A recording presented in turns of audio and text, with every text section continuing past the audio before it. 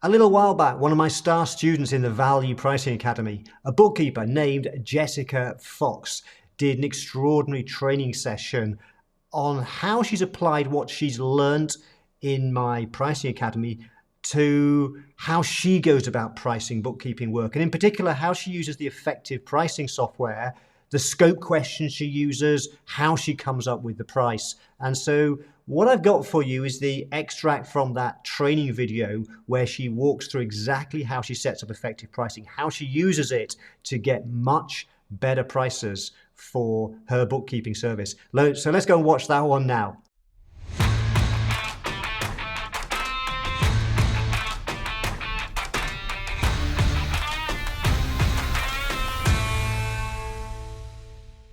So now I'm going to move to effective pricing, and I am going to show you what is the process that I go through with a prospect to come up with their bookkeeping price.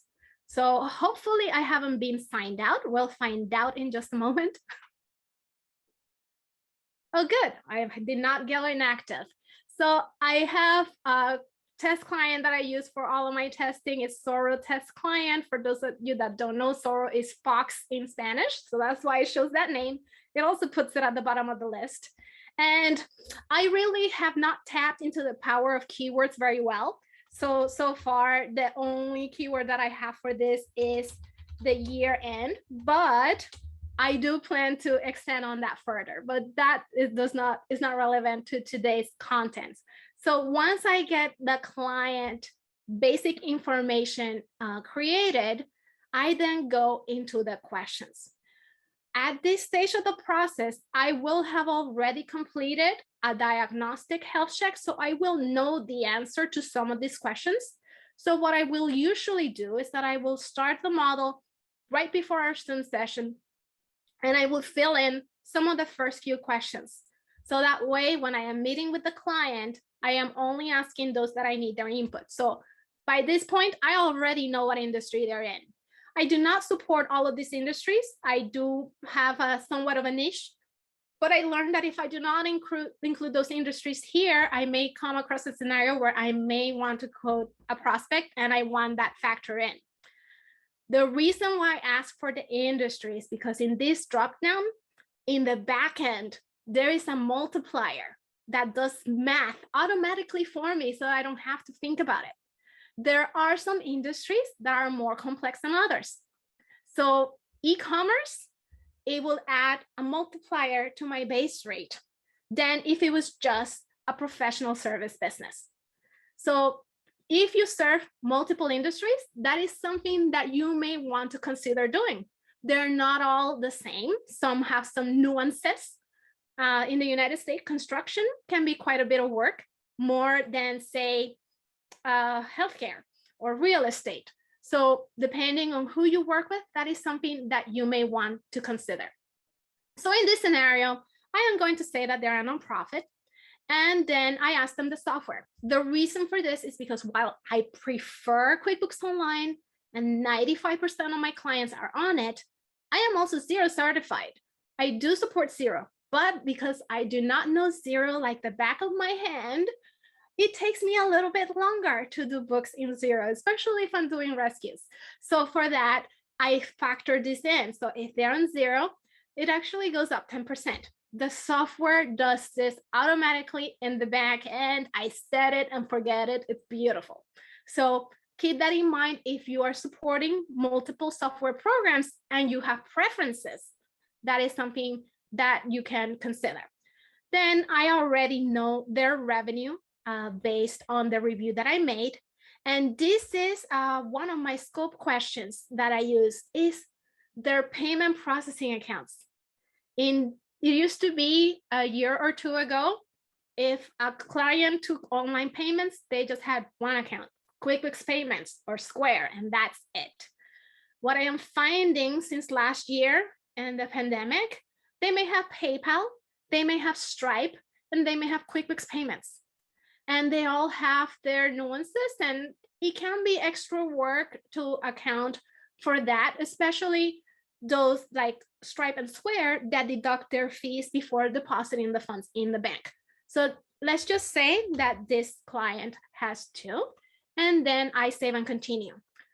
This information here, I also got from the diagnostic review, so I don't have to ask the prospect.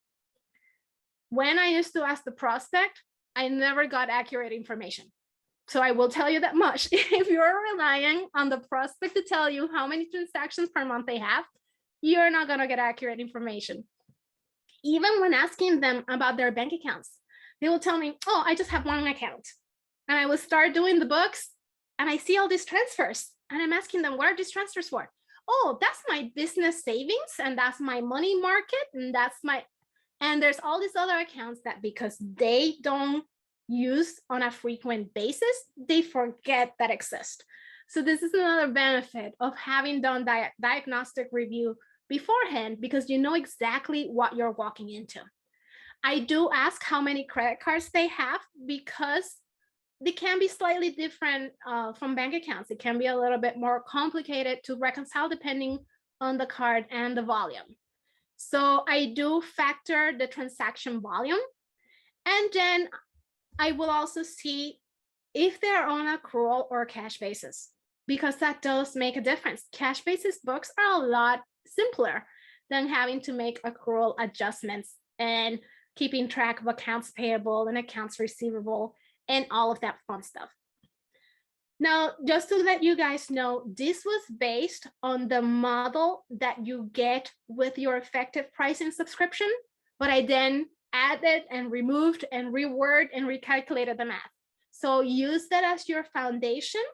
And once again, try it on for size and tweak it as you go along. So I don't remember that the original model asked about loans and license credits. I do, because it's something that I'm going to have to be calculating and posting interest on each month. So it's extra work. It should be separate from the rest of the bookkeeping. And this question here, this was one of those learn from my past mistakes. I had not asked these questions in the past because it wasn't common. But nowadays I am encountering more and more clients, at least in the US, that use peer-to-peer apps to either collect payments for clients or to pay contractors and vendors. And if you've used Venmo, it's a nightmare. Their reports are horrible. That's extra work. So it's something I like to know and factor in. In the US, unfortunately, checks are very popular still among businesses. And if they're writing checks by hand, it means I will not have that information in the bank feed. It may not be attached in the statement. I may need to log on to the bank, pull up check images, or nag my client to send me their check register. So I want to know that as well, because if they do, the software will calculate accordingly to make sure that I am compensated for that extra work. If they're registered for sales tax, that does play a role as well. And then another thing that I've learned from my journey and tweaking, because what will happen is anytime I use this model and I onboard a new client, I assess. Now, like, was the model accurate? Did it give me a good picture of what the work is going to look like? And if I felt that something was submitted, I then add it as a new question so that I can ask the next prospect. So one thing that I've added is, how are they invoicing? Because that plays a role on your data entry, especially if they're on accrual.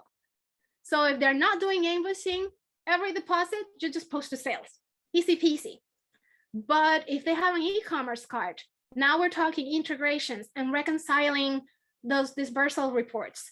If they are using a third-party app to invoice, it may or may not be connected to the books. So depending on their answer, I will select from the drop down. Now somebody will ask me, well, what if they do too? What if they send invoices via QuickBooks, but they also have an online card on their website? Then in that scenario, I will select the e-commerce card because that's more work. So that's learn from my mistakes if this is something that you feel you may encounter.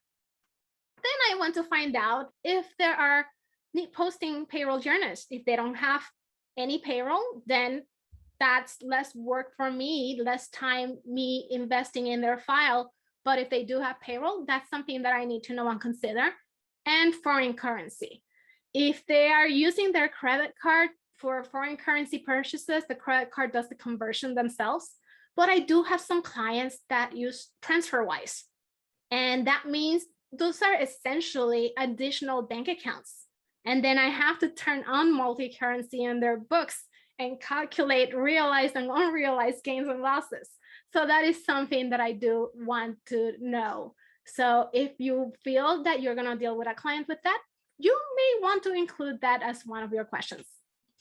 And then this is where I bring the client in. And because everybody wants the compliance, but what else would you also like? So I asked them, do you want me to track and report on your outstanding bills?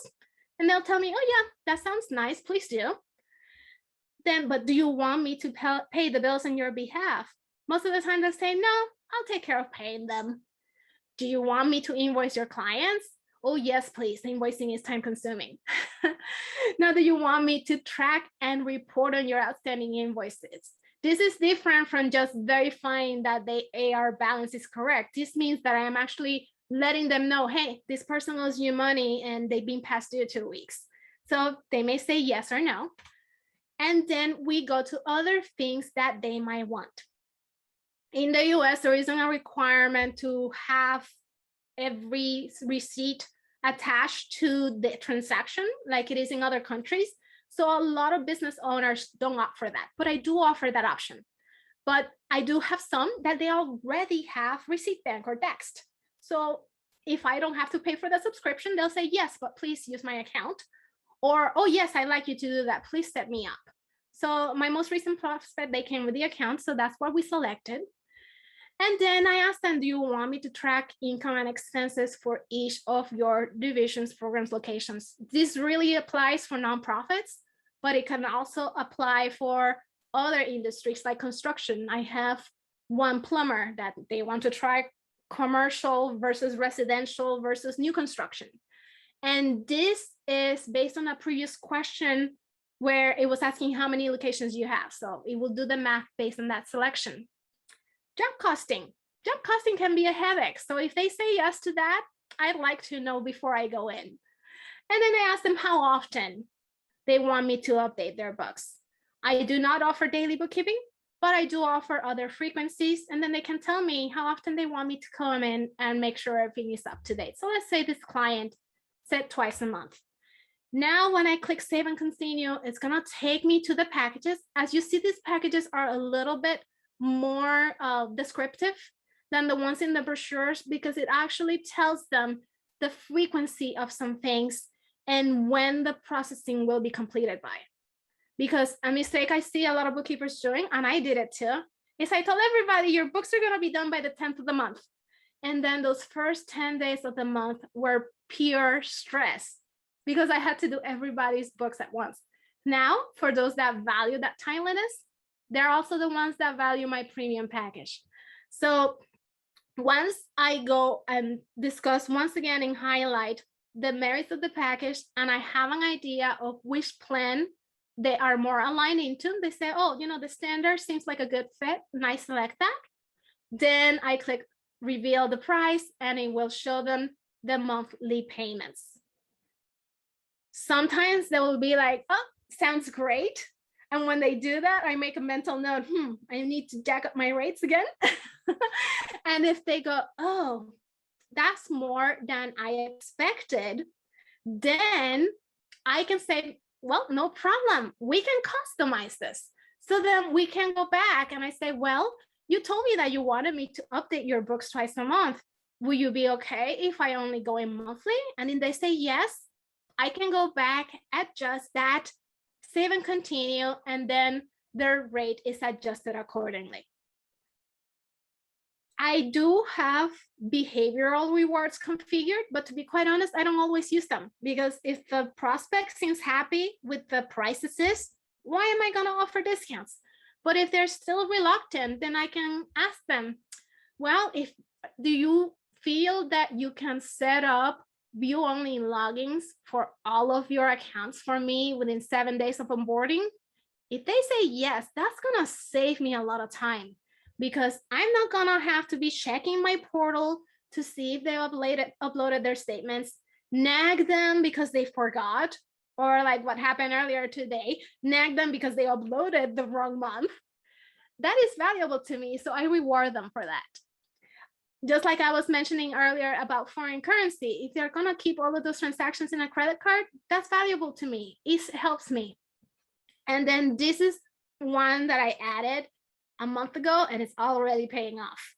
Where are you willing to provide a video testimonial after we complete the first month of service?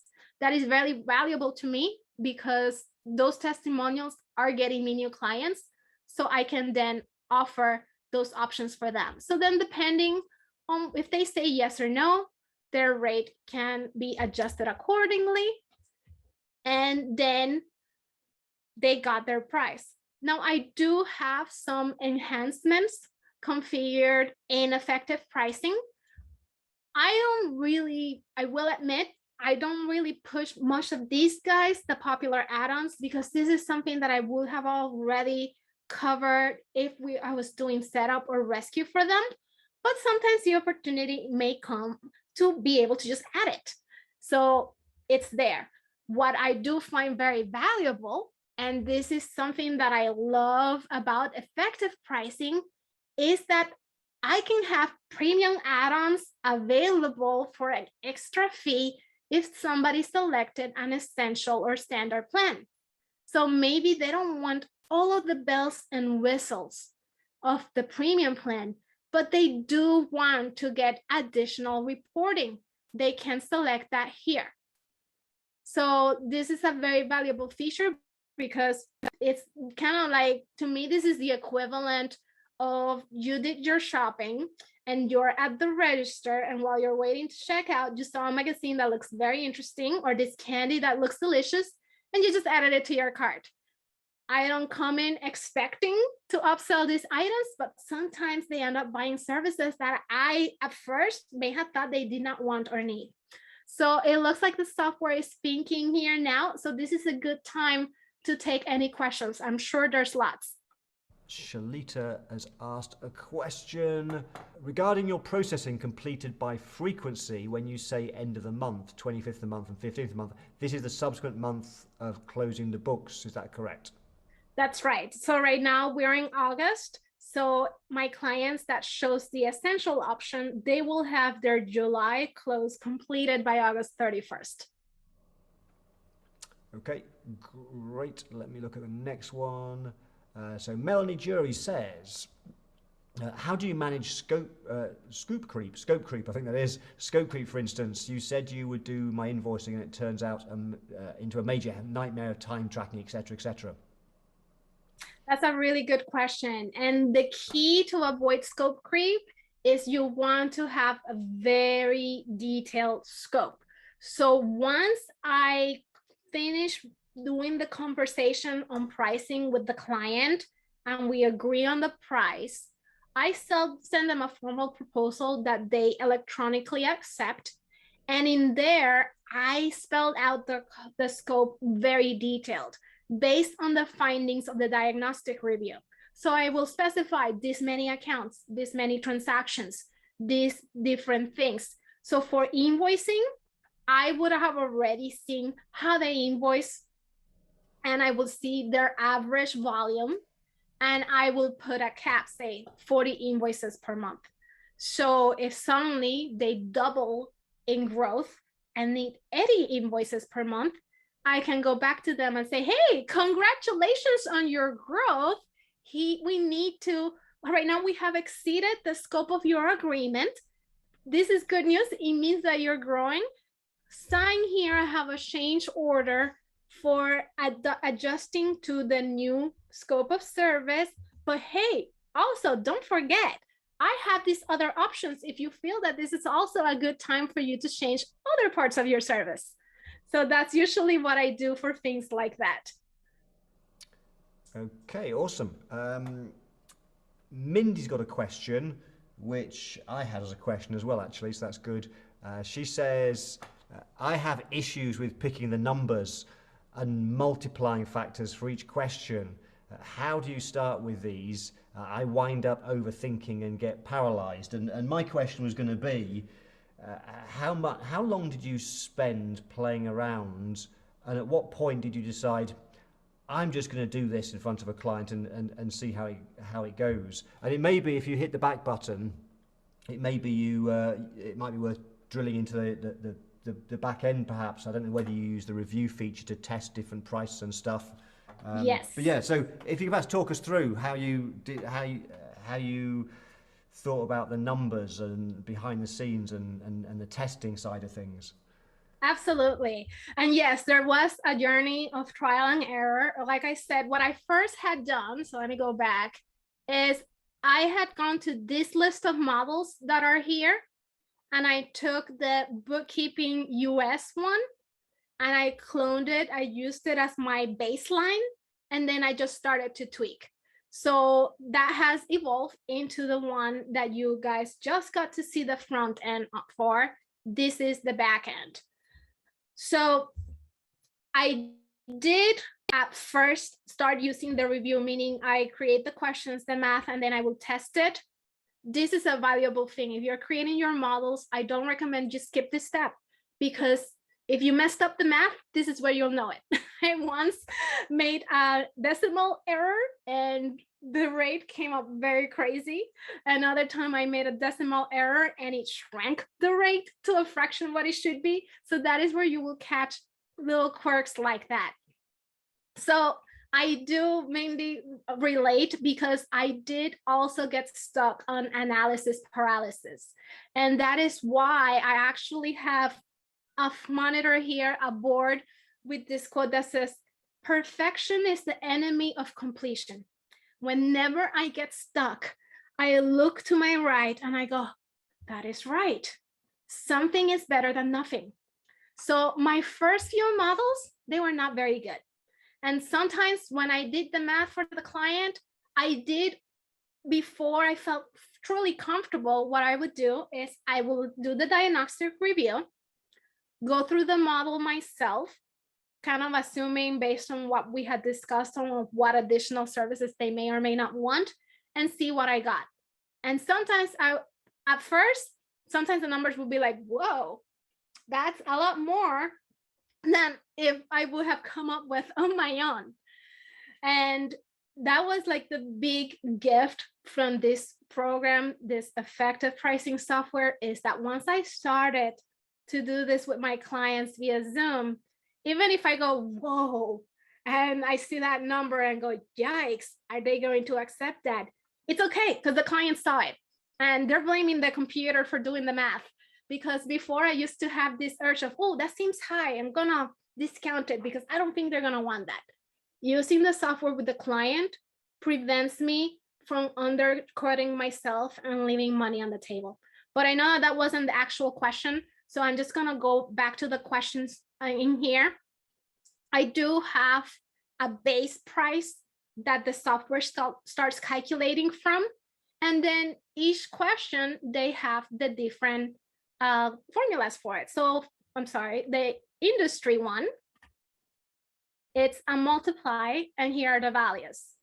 I've been tweaking those as I go, and I will probably tweak them again. So don't consider this perfect, consider this good enough. It's been getting the job done for me. And if I quote a prospect and I feel like it could be better, as soon as I get out the Zoom call and I send them the proposal, I go into my model and I make the tweaks as we go. So I am very familiar with analysis paralysis, Mindy. Take a deep breath, create a test client if you don't have one yet. And what I found helpful is to use my existing clients as real world case studies. Like, okay, if I was quoting this 5-year-old client for the first time today, what is the rate that I would come up with? And that will give you a really good practice and trial and error to tweak your formulas to help you feel confident in going live with a client at the same time. I hope that answers that. That's great advice there, Jessica. Absolutely, I agree with that. One thing I was thinking about, if you could just click on expressing price for a second. Yeah, so a point I just wanted to make to everybody who's just, one of the things that we always say is make sure that your first question is not a multiplier.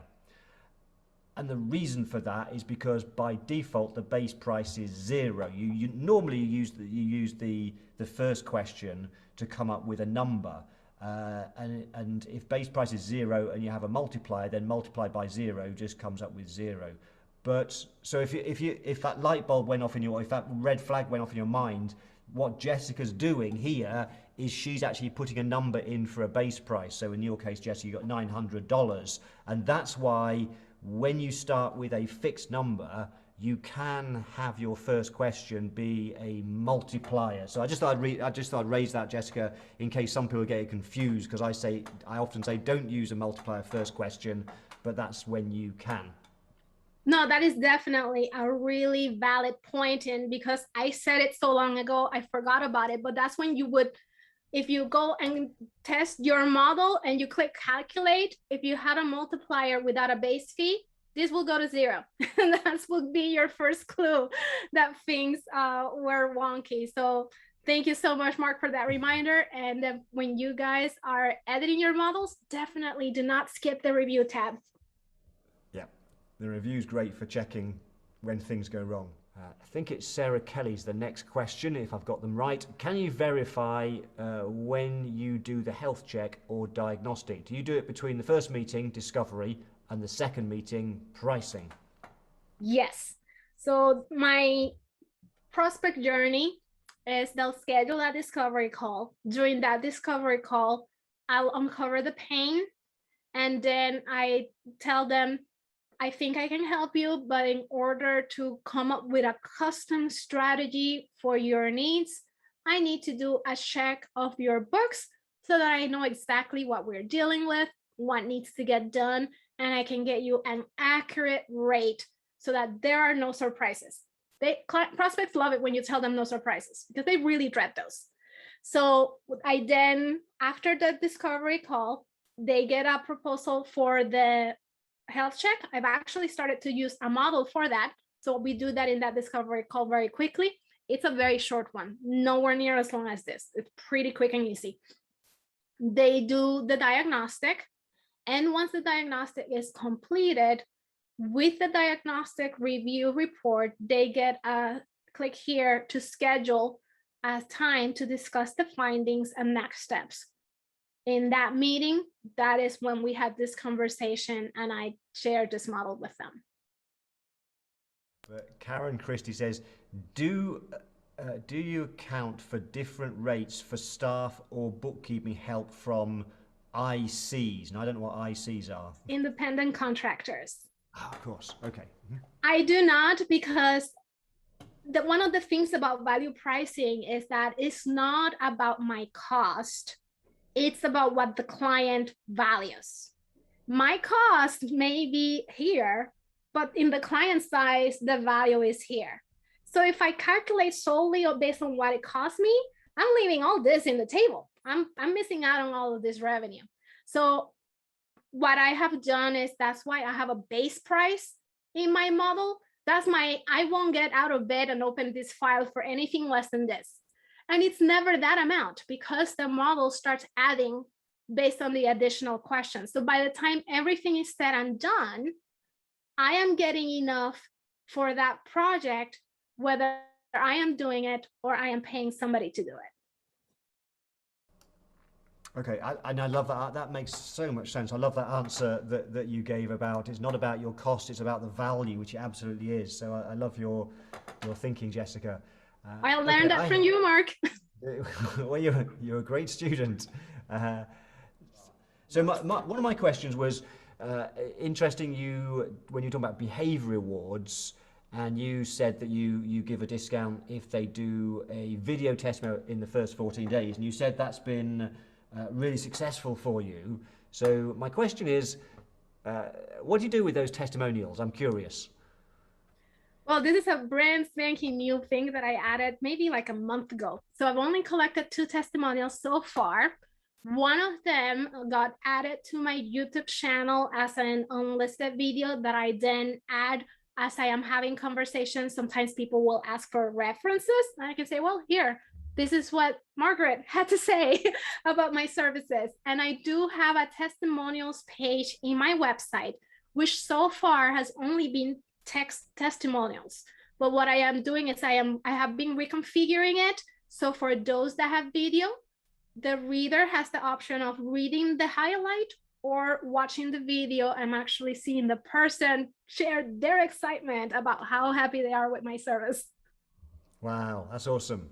So a thought I had while you were saying that and going through it, because it is really powerful to have video-based testimonials, and the fact that you've been doing it just for 1 month and 2 people have done that is awesome. And so the thought I had was, the only thing is you have it as a behaviour reward, and you also said that you don't tend to offer behaviour rewards very often. And I agree with that. It all makes perfect sense. Just a question that you might want to ponder is, if you've got a behaviour reward where it actually really benefits you, because right now you want to collect video testimonials, just a thought is you could actually take it away from behaviour rewards and make it a question. It could be the final question, would you be interested in a 10% discount by giving us a video testimonial?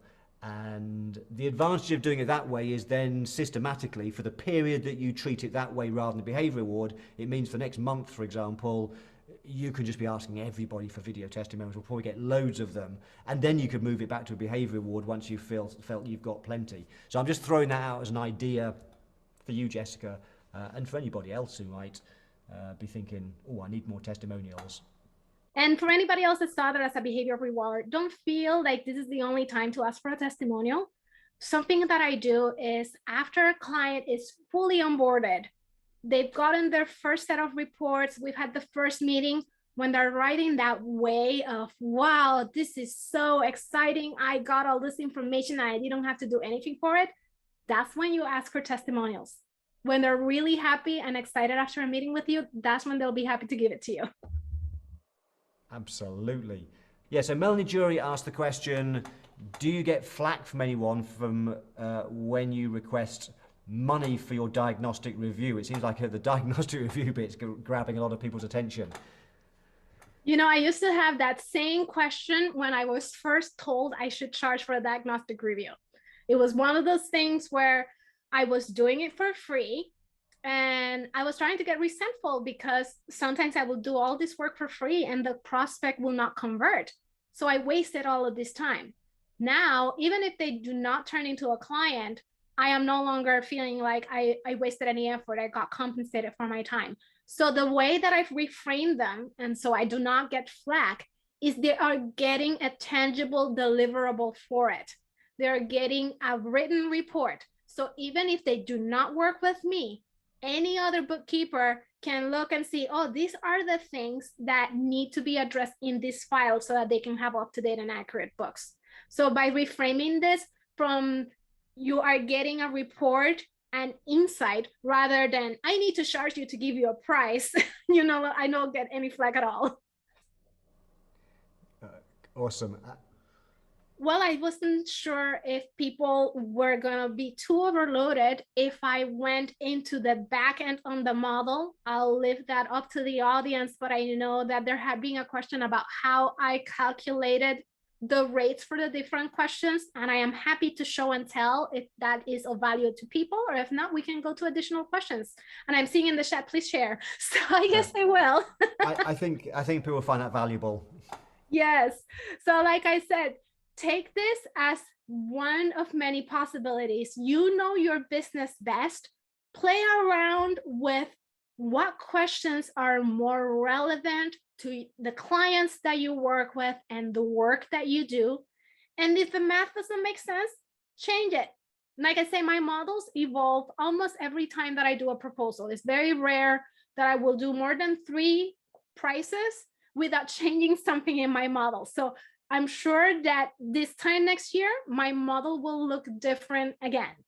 So I'm just going to go very quickly. I already showed how in the industry is a multiplier, and I did this based on my experience with these industries, how much I like them, and how complicated I find them to be. So there is some emotion behind this logic.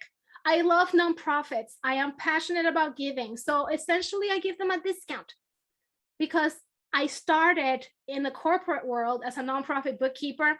I know that industry very well. Now, legal, I personally don't like to work with lawyers. I do not have any legal clients, but I do have it here just in case one that I like ever comes along. But legal industry does have some nuances, so I added a multiplier for that. So you get to decide if you like every industry equally, or you don't feel like, you know, there's much difference between them. You don't need to have these multipliers. It's just something that I found valuable for me, because I know that when I get a construction client, there tends to be a lot more involved than if I'm just doing a professional service business. So that's just one example. Then as I go further, like I had mentioned, because I have my preferred software, I do have a multiplier for that as well. If somebody is already on one of these programs, I never ask them to change. But I do have some startups where they're like, well, I was thinking about signing up for Xero. What do you think? And I said, oh, I would be happy to support you in Xero. If you like it, I'll work it. However, I know QuickBooks Online better, so your rate will be lower if you choose QuickBooks Online. And then they can make that informed decision. So once again, your mileage may vary. Think about the prospects that you deal with, if that is something that is relevant for you. Like I had mentioned earlier, payment processing accounts can be a pain in the rear. So I do ask for that, and I do add based on the number of accounts. So for each different payment processor they have, it's an extra $300. Especially PayPal, oh, that's essentially another bank account to reconcile, and the bank feed never works right. So you may want to even make that higher if you work with businesses that have a really high volume. I don't generally work with e-commerce, so my clients are usually, say, a coach that has a shopping cart where they sell a couple of books and DVDs. But if you're working with somebody that sells on eBay and has lots of transactions via PayPal, you'll probably want to jack this up a number quite a bit. So that's just an example. And if I am going too fast, please let me know, but I am very conscious of time, and I want to make sure I also address any last minute questions. So when it comes to bank accounts and credit accounts, it's once again based on the quantity. So I do include petty cash and clearing accounts because I reconcile those as well. So this is based on how many reconciliations I am doing. There's the value in the front end. I just type in a number. So if I put 2 accounts, then it's going to be 480 that the software calculates, and so on and so forth. So some things may be a percentage of increase. Some things may be a multiply. Some things may be an add. Play around with it. The beautiful thing about these models is that you have that review tab at the end where you can come up with all the scenarios that you want until the numbers feel right to you. Maybe what I use a multiplier for, you may want to do as an add. Don't feel limited by what I am doing. So for other things that they might want, say it's job costing, I add value to that, but I don't do a whole lot of job costing, but I am toying with the idea of making this a percent increase, because that way, if they have more transactions, it's a percentage increase on that. So there's a perspective of how you can approach this different ways. You know your clients best, you know the work that you're doing best. You just want to make sure that your model is reflecting those things that you have noticed. Think about the work that you're doing right now, and if you're already value pricing, offering fixed rates, do you ever feel that there's something that you wish you had included in your scope, something that you wish you had considered when creating your price? Those are the things that you want to add in here. So I know that we are at about 3 minutes left. I am happy to stay a few minutes over, but I want to make sure we address questions as well. Yeah, we've got, well, let's just, I'm conscious of the time as well, so we've got two more questions and we'll leave it at that. So make these the last two questions. So Sarah Kelly says, and it's a great question, this one, what's your logic reasoning for using add versus multiply? That's a very good question. And that is, you can use both ways, but what I feel when I am coming with, say, number of accounts, I want to charge based on the number of accounts. If I do a multiply and the base fee is too low, it may not add up to a whole lot based on the number of accounts. And that's where you can experiment also with the order of your questions. Because in my case, the number of bank accounts is pretty high up in the list. So if I use it as a multiply, it's just gonna multiply the total of this first section. It's not gonna factor anything else below that. So definitely play around and experiment, but that is why I have chosen to do that. For things like, what is your industry? Well, there are some industries that I like working with better than others. So I consider that as a percentage increase. That's multiply and increasing percentage. It's essentially the same math in the back end, just portrayed differently. So if I have a 1.1, that's essentially a 10% increase. So I hope that answers that. Let me know if that wasn't clear. That was a great answer. A great answer. I think a lot of it's down to judgment and testing, and you can always then change it and over time and with experience. The adding is always easier. Multiplying can potentially get you into trouble if you it can end up being very big numbers. But equally, adding can be quite useful if you know that there is actually a hard cost to you that you do need to cover. Then you can ensure that's covered in that. Whereas multiply, if it's a low base price to start off with, it might not.